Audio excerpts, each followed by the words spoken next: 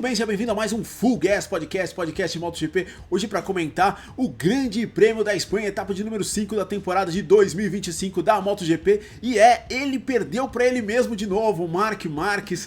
Caiu novamente e deixou o caminho aberto para outro piloto vencer uma corrida. Dessa vez não foi o Pecco Bagnaia, dessa vez foi o seu irmão Alex Marquez vencendo na sua 93ª corrida na MotoGP. O quinto piloto que mais demorou para vencer corrida na história da MotoGP e uma vitória importante, já que é a de número 200 da Espanha na classe principal do Mundial de Moto Velocidade e a 22ª da Ducati em sequência, ou seja, a Ducati empata com a Honda entre 97 e 98, agora vai correr no Grande Prêmio da França, podendo desempatar isso e se tornar aí a montadora que mais venceu seguidamente na história da MotoGP. Grande vitória do Alex Marquez, mas um grandíssimo final de semana de Fábio Quartararo, conseguindo fazer a pole position, duelando com o Marc Marquez na corrida sprint até cair, mas enfim, conseguindo liderar 11 voltas, as primeiras 11 voltas desse GP da Espanha, conseguindo o segundo lugar, o único piloto não Ducati a ir a um pódio, né, em 10 corridas dessa temporada, 5 GP, 5 sprints, o único que conseguiu ir ao pódio, obviamente excluindo o Viñales, porque tomou punição exatamente no Grande Prêmio do Qatar. Pecco Bagnaia ficou devendo, Viñales fez outra grande corrida, ficou na 4ª posição, e quem também ficou na 4ª posição foi o Diogo Moreira, que deixou aí o pódio escapar entre seus dedos. Vamos falar dele também nesse pós-GP do Grande Prêmio da Espanha. Vamos passar primeiramente aqui os resultados da corrida, no caso das corridas desse final de semana. A sprint, que foi uma das coisas mais chatas de todos os tempos, teve Marc Marquez vencendo, com Alex Marquez em segundo, né? São 5 dobradinhas em sprints para os irmãos Marquez nesse ano, com o Marc vencendo todas e Alex Marquez na 2ª posição. Depois Pecco Bagnaia, Franco Morbidelli, Fermín Aldeguer e Fábio Di Giannantonio fazendo um top 6 da Ducati, exatamente como no Grande Prêmio da Tailândia do ano passado, na sprint da Tailândia ano passado, que a Ducati fez o top 8, todas as motos na frente, depois o Maverick Viñales, Marco Bezzecchi e o Juan Mir terminando na 9ª posição entre os 9 que marcam pontos. Já no GP, a primeira vitória de Alex Marquez, depois Fábio Quartararo, Pecco Bagnaia na 3ª posição, Maverick Viñales, Fábio Di Giannantonio, Brad Binder conseguindo ficar na frente do Pedro Acosta, 7º lugar para ele, depois o Ayogura, sempre consistente, Ayogura na 8ª posição, depois Enea Bastianini, Luca Marini, Johan Zarco, Marc Marquez conseguindo retornar e ficando na 12ª posição, passando na última volta o Alex Rins. Em 14º, Marco Bezzecchi. Na verdade, teríamos o Aleix Espargaró, né? O Aleix Espargaró chegou na pista na 14ª posição, mas esteve abaixo da pressão de pneus.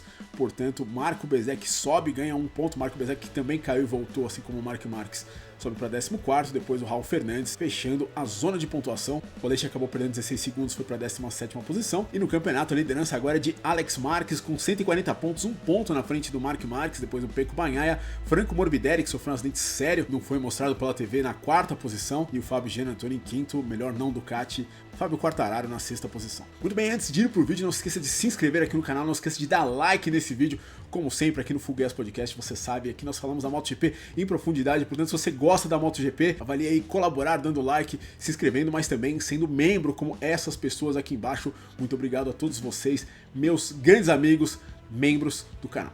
Muito bem, aqui falar desse Grande Prêmio da Espanha, belíssima corrida. Tivemos uma sprint que foi muito chata, na verdade, né? Sprints têm sido realmente corridas muito estacionadas ali, meio engessadas. Mas essa corrida no calor espanhol, né? Não só no calor do público, né? O público, mais uma vez, sempre marcando muita presença, exatamente naquela sequência ali da curva 9, 10, as curvas Nieto e Peluque ali. Temos uma corrida mais estratégica, uma corrida com degradação de pneus, mas uma corrida que eu diria que as chaves dela estavam nas primeiras voltas, exatamente porque é muito difícil de ultrapassar numa pista como Jerez, porque Jerez é uma pista que meio que ficou para trás, era uma pista que rendia possibilidades de ultrapassagem anteriormente na MotoGP, mas hoje com aerodinâmica e com as motos ficando cada vez mais rápidas, tá ficando mais difícil de ultrapassar em Jerez. Então por isso que a largada ela foi tão agressiva nos 2 dias. Nos 2 dias o Quartararo saiu na frente, conseguiu passar na frente na primeira curva, que pelo fato dele não estar numa Ducati é muito bom, né? A Yamaha realmente conseguiu fazer muito bem esse sistema de largada deles. Enfim, a largada ruim do Marc Marquez meio que condicionou as primeiras voltas dele.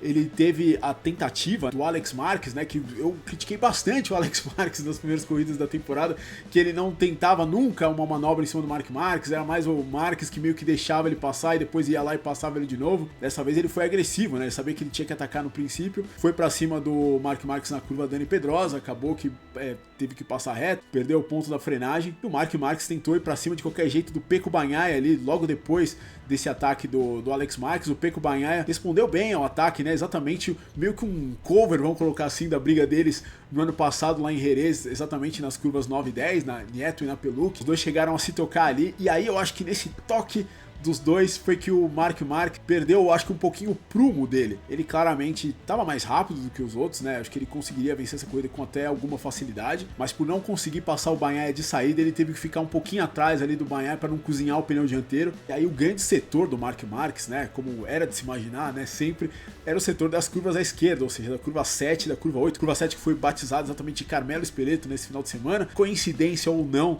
a MotoGP assinou um novo acordo para receber Jerez durante esse final de semana, né? Coincidência ou não. E a curva 8, a curva Aspar, o Marc Marquez estava andando muito forte ali. E ele tentou exatamente ganhar tempo naquela curva ali em cima do Pecco Bagnaia, quando perdeu a frente, né? Cometeu esse erro, entrou rápido demais na curva. Ele que foi o rei desse setor durante todos os dias de treino. E ali selou o seu destino, né? São 2 quedas em 5 GPs para o Marc Marquez. Ele tentou voltar em Austin, não deu certo. Dessa vez ele conseguiu voltar, voltou com a moto toda quebrada. E mesmo assim estava andando no ritmo dos líderes, por muitas voltas. Principalmente quando estava andando de cara pro vento, né? Até o Marc Marquez, quando chegou no tráfego para passar as outras motos, ele não conseguiu.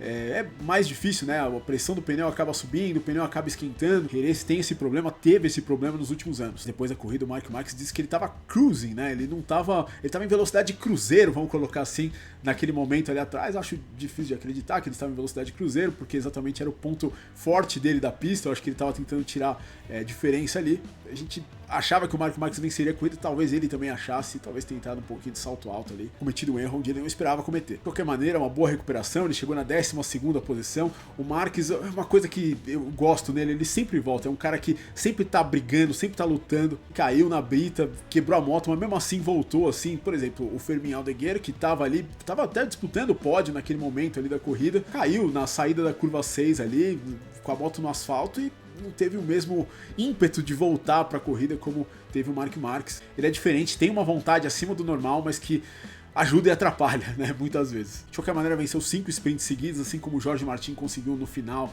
de 2023, vencendo uma sexta aí, se torna o maior vencedor de sprints seguidas dentro desse novo formato e tá um ponto só do líder, né? Portanto, 5 etapas é como se estivesse começando tudo do zero, mas o Marquez, a verdade é que podia estar mais na frente nesse campeonato. Mas não tira o brilho do Alex Marquez, que, né, tá fazendo uma temporada aí irretocável, muito consistente. Acho que o único erro do Alex Marquez foi realmente o toque dele com o Gian Antonio no Qatar e, obviamente, para um piloto espanhol ganhar em Jerez, né, que é a grande meca espanhola da MotoGP, é uma coisa. Agora, ganhar sua primeira corrida em Jerez, o Alex Marquez, que também tinha vencido sua primeira corrida de Moto2 em Jerez em 2017, certamente foi muito especial. O Alex Marquez ficou bastante emocionado e gostei que ele foi mais para cima do Marc dessa vez. Vamos ver se isso se mantém. E a verdade é que ele comeu o Pecco Bagnaia, né? O Pecco Bagnaia mostrou muito pouco, né? Deu a impressão de que ele que seria o piloto a desafiar o Quartararo depois do início da corrida, depois da queda do Marquez, e principalmente ele tendo vencido as últimas 3 corridas em Jerez, né? Os últimos 3 anos, a grande verdade é que o Bagnaia sempre começou meio mal a temporada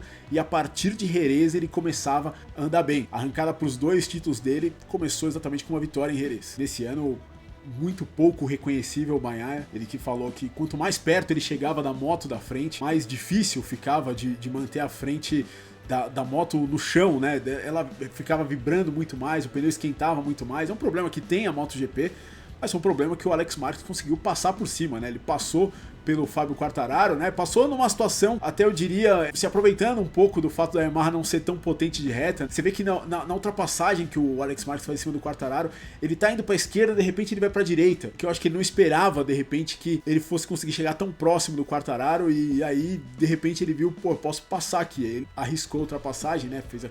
Deu aquela bloqueada, o Quartararo teve que tirar pra ele passar. Então as características da moto do Quartararo ajudaram o Alex Marquez, mas de qualquer maneira o Pecco Bagnaia não conseguiu. Foi pra cima do Quartararo, tentou de tudo, mas o Quartararo, se aproveitando da pista e também, né, da sua velocidade, conseguiu manter o Bagnaia para trás, o que é muito ruim pro Bagnaia. E o Pecco que estava usando nesse final de semana aquele apêndice, né, que tanto ele quanto o Marc Marquez não quiseram usar na rabeta da moto depois dos testes, né? O Bagnaia estava usando, o Marquez não estava usando nesse final de semana. Um apêndice que serve para exatamente colocar mais downforce na traseira, colocar mais a roda traseira no chão nas frenagens. Mas nota 10 para Alex Marquez e nota 10 para a equipe Gresini, né? Que década da equipe Gresini, né? Uma montanha russa de sentimentos e sensações, né? Desde a morte do seu fundador, o Fausto Gresini, no começo de 2021, a saída da Aprilia, as dificuldades com patrocinadores, né? Principalmente ali 2022, 2023, a Gresini tinha muita dificuldade com patrocínio, mas se tornou uma quarta equipe da Ducati, e na primeira corrida de Ducati já venceu com o Enea Bastianini, venceu ainda mais 3 corridas naquele ano, Bastianini foi terceiro no campeonato,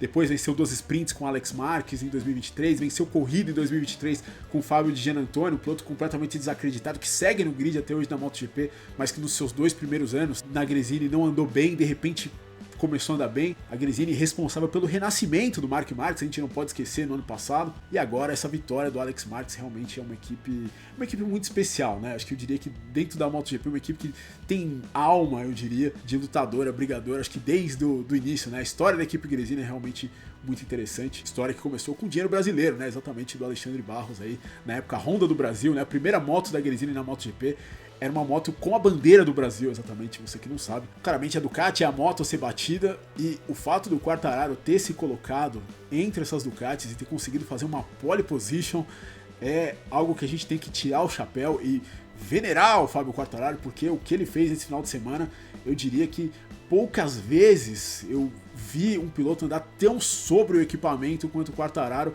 fez. Tirando o Marc Marques na Honda, assim, o Marc Marques é um piloto que anda sobre o equipamento muitas vezes, né? Um cara que até para desenvolver moto é até difícil, né?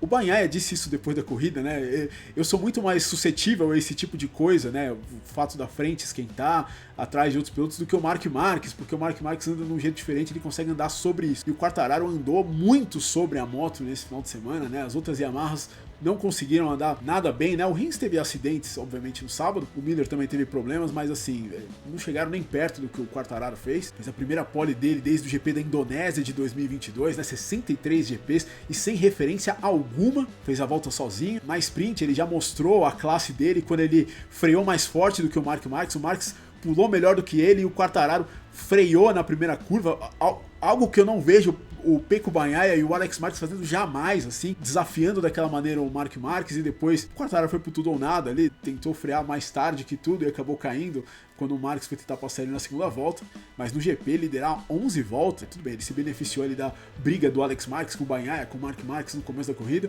mas liderou 11 voltas e com autoridade, assim, né, trocando tempos de melhor volta ali com os primeiros, uma moto que claramente era muito pior do que as Ducati, né, a gente viu o quanto a moto do Quartararo mexia nas frenagens, né, na corrida sprint mesmo, a segunda volta ali do Marc Marques, o primeiro setor que ele faz da pista, você vê como ele tinha muito menos dificuldade, como ele estava andando muito mais suave do que o Quartararo, usando menos pista e sendo mais rápido do que ele, né, uma coisa impressionante. Enfim, o Quartararo perdeu o primeiro lugar no motor, vamos ver como é que a Yamaha, se vai realmente ir pro V4, se vai continuar com 4 em linha, mas são esses pequenos problemas aí que dão essa capada aí na Yamaha, que foi muito bem no teste, do primeiro teste desse ano na Malásia, depois desapareceu, mas agora aparentemente em pistas mais sinuosas, talvez pistas mais estreitas, talvez a Yamaha consiga andar bem, exatamente nesses circuitos europeus, talvez França seja um lugar que eles consigam andar bem, Assen talvez um lugar que eles consigam andar bem, quem sabe Sachsenring, vamos ver, mas enfim, bom final de semana do Quartararo.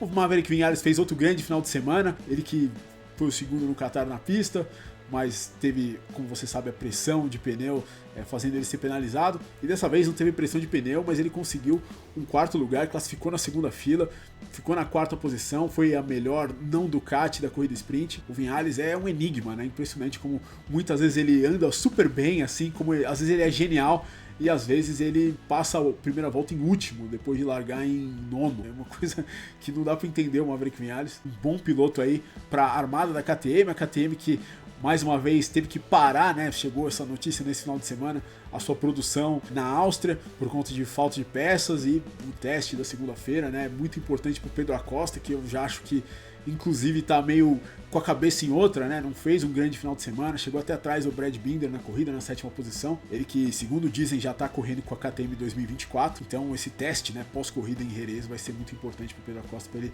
entender se ele fica ou não na KTM, se ele vai realmente quebrar esse acordo. A gente tem que ficar de olho nisso, e no fim das contas a KTM conseguiu 4 motos entre os 10 primeiros nesse GP, o que não é ruim, né? Em outras notícias, o Jorge Martin voltou para casa nesse último sábado, o pulmão dele já está praticamente curado, ele vai ter que apenas se recuperar das costelas agora quebradas, não existe uma linha do tempo para voltar ainda a competir. Pode ser que isso demore, né? Muita gente estava falando durante esse final de semana, pode ser que demore mais do que o esperado, inclusive. E no caso do Lorenzo Savadori, a gente sabe que o Lorenzo Savadori é um piloto de teste, mas assim, quando vai correr, né, ele não tem nível para esse grid na MotoGP, então a Aprilia estaria pensando em trazer um piloto na Moto 2 para correr exatamente no time de fábrica e deixar o Lorenzo Savadori fazer o trabalho dele, que é testar. Teria que ser um piloto experiente da Moto 2 que não está disputando o campeonato. Mas enfim, outro erro do Marco Bezzecchi, uma boa corrida do Ai Ogura, colocando mais uma vez aí na 8ª posição a Aprilia. E a Honda, que teve o wildcard do Aleix Espargaró, ele que andou com o capacete amarelo, o mesmo tom do Lewis Hamilton, né? Ele mesmo disse isso, que se baseou no capacete do Lewis Hamilton para fazer esse capacete com o qual ele correu. Chegou nos pontos, mas enfim, infelizmente tomou essa punição. Teve o gostinho de dar um troco no Mark Marques nessa corrida, mas foi era uma pista complicada para a Honda, né? A Honda andou melhor em outros circuitos, esse circuito aí já mais travado, realmente não foi muito com eles, o que pela falta de velocidade final até achei que fosse ser mais para eles essa pista do que foi. Pelo jeito o problema foi outro, e o Juan Mir caiu mais uma vez, a 9ª queda do Juan Mir nas últimas 11 provas. E outra coisa, uma notícia que chegou depois da corrida, né, pra gente passar a régua aqui no assunto MotoGP, o Franco Morbidelli, ele sofreu um acidente muito forte nesse GP, a gente não teve imagens do Morbidelli depois do acidente, a gente só viu que ele caiu, mas a BR-46 disse depois da corrida que ele teve uma concussão cervical significativa, né, essas foram as palavras do pronunciamento oficial. Não se sabe ainda a extensão, né, desses ferimentos do Morbidelli, ele muito provavelmente não testará nessa segunda-feira, então tá aí uma pena pro Franco Morbidelli, começou tão bem essa temporada, pode ser aí que vá correr aí, vá ter que lidar com uma lesão séria. Lembrando que o Morbidelli também teve aquele impacto forte com a cabeça no começo do ano passado. Certamente uma outra contusão como essa não vai ajudar. Fala agora de Moto 2, o Manuel Gonzalez, realmente dominador nesse final de semana em Jerez, não teve concorrência e nesse final de semana, né, o piloto que estava mais próximo dele, né, os pilotos que estavam mais próximos dele no campeonato, né, o Jake Dixon e o Arão Canet, não fizeram bons finais de semana. Barry Baltus ficou em segundo lugar, né, dedicou o pódio à mãe, que morreu no ano passado, né, o piloto belga que já tinha chegado em segundo na primeira corrida da era Pirelli, no Qatar no ano passado, na Moto 2. E a briga do terceiro lugar ficou entre o Diogo Moreira e o Senna Agios, que já tinham brigado pelo pódio exatamente no Grande Prêmio da Tailândia na primeira corrida, e o Diogo infelizmente mais uma vez acabou perdendo do australiano esse terceiro lugar. E a corrida do Diogo, assim, ele realmente, como a gente tem visto nos treinos, ele tá andando muito atrás dos outros pilotos, né, chupando roda, né, como a gente costuma dizer no jargão. Eu acho que ele teve um pouco desse problema na corrida. O Diogo, ele perdeu a posição pro Barry Baltus no início da prova muito facilmente, muito rapidamente, a hora que o Baltus chegou nele, e o Diogo ficou muito tempo andando no mesmo ritmo do Baltus logo depois. Ou seja, esse ritmo ele estava dentro do Diogo, mas o Diogo ele não conseguiu, na hora que ele estava com um segundo e meio na frente do Baltus, imprimir esse ritmo, mas atrás ele conseguiu. E depois, talvez por desgaste de pneu, talvez não, né? Certamente por desgaste de pneu, ele foi ficando mais pro Senna Agios, mas o Senna Agios também estava andando um pouquinho mais rápido do que eles. O Senna Agios não largou tão bem e perdeu ali um pouquinho de tempo no começo da corrida. O Diogo, ele engraçado, né? A gente vê pela câmera do helicóptero, eu sinto que ele para demais a moto no meio das curvas, né? Ele tava perdendo muito tempo no meio das curvas, ele entrava legal nas curvas e de repente no meio ele dava uma parada. Então eu não sei se é relativo ao desgaste de pneu, não sei, só sei que pareceu que o Diogo, ele chegou em quarto, foi um bom resultado, tentou, né, foi muito agressivo na defesa com o Senna Agios, quase jogou ele fora da pista na reta oposta, e depois tentou uma ultrapassagem ali na última curva, que o Senna Agios não gostou nada, depois da corrida, né, inclusive mandou um sinal pro Diogo na primeira curva. Eu acho que o Diogo poderia ter feito mais, eu acho que não pode, eu acho que escapou por entre os dedos dele, foi uma boa corrida, mas eu acho que talvez, eu não sei, eu tô falando daqui, eu não sei das coisas que passam, mas eu acho que vendo essa corrida de novo, talvez ele pudesse ser um pouco mais rápido, ser um pouco mais efetivo e ter conseguido esse pódio, pelo menos no terceiro lugar. Tinha pace para isso. De qualquer maneira, quarta posição para o Diogo, Manu Gonzalez, Barry Baltus e Senna Agios o pódio. Manu Gonzalez na frente, 7 pontos do Arão Canet, depois o Jake Dixon e o Diogo Moreira na 8ª posição, mas empatado com o 6º colocado no campeonato, que é o Denis Ondil, Senna Agios e Diogo Moreira, empatados em 37 pontos. Um bom início de mundial realmente pro Diogo. Falar agora rapidinho de Moto 3, José Antônio Rueda, grande corrida, grande final de semana do José Antônio Rueda, andou muito na frente, acho que a performance mais dominadora, a gente teve o Manu Gonzalez na Moto 2, mas o José Antônio Rueda foi mais dominador ainda, ninguém viu a cor dele nesse final de semana.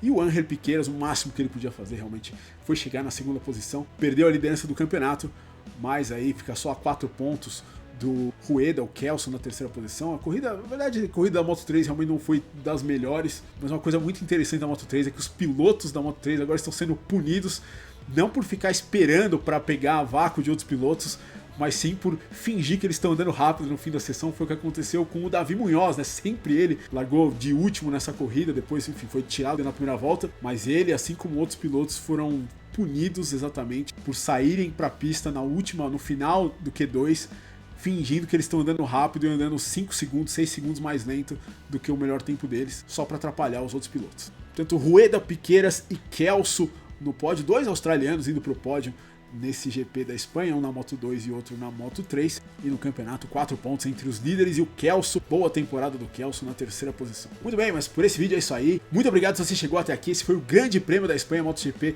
volta a se reunir em 2 semanas, e é isso, considere se inscrever no canal, considere like nesse vídeo, considere ser membro, e a gente se vê na próxima, um abraço, valeu!